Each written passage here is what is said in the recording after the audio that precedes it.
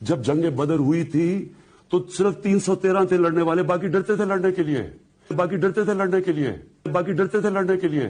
ان کے جب اب اللہ کے حبیب تھے، اللہ قرآن میں کہتا ہے میرے حبیب تھے، لیکن ان کو جب مشکل وقت 10 سال میں صرف 40 لوگ مسلمان ہوئے تھے، کیا کیا مشکلوں کا سامنا نہیں کرنا پڑا۔ لوگوں نے مذاق اڑایا، ذلیل کیا، آسٹرسائز کیا، ذلیل کیا، آسٹرسائز کیا۔ پیغمبر اللہ کے آئے لیکن وہ ہیومن ہسٹری میں ان کا ذکر ہی نہیں ہے، بڑا کم ذکر ہے۔ حضرت موسیٰ کا ہے لیکن حضرت عیسیٰ کا تو ہسٹری میں ذکر نہیں ہے۔ تو میں سمجھتا تھا کہ اللہ مجھے بھی مشکل وقت سے گزار رہا ہے، میری تیاری کروا رہا ہے، جس طرح اس نے نبی کی تیاری کروائی، میری تیاری کروا رہا ہے جس طرح اس نے نبی کی تیاری کروائی۔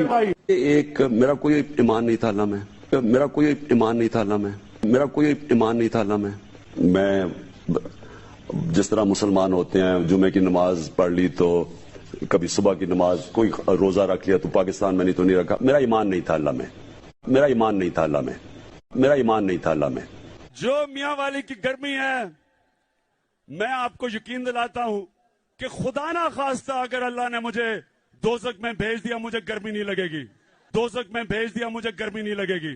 والد صاحب جمعے کی نماز پہ پڑھنے پہ لے جایا کرتے تھے زبردستی، ان کی عزت کرتا تھا اس لیے میں چلا جاتا تھا، اور پھر عید کی نماز، لیکن اس کے علاوہ میرا کوئی ایمان نہیں تھا۔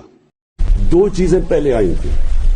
622 میں نبی صلی اللہ علیہ وسلم ہجرت کر کے مدینہ گئے، اور پہلے 5 سال بڑی مشکل سے امت مشکلوں کا سامنا کرنا پڑا، سروائیو کیا، کوئی خوشحالی نہیں تھی۔ نبوت حضرت محمد رسول اللہ صلی اللہ علیہ وسلم رسول اللہ صلی اللہ علیہ وسلم بحیثیت خاتم النبیین، بحیثیت خاتم النبیون، نبی الین، روز قیامت، روز قیادت، روز قیامت، روز قیامت، اور قرآن پاک و سنت کی اور قرآن پاک اور سنت کی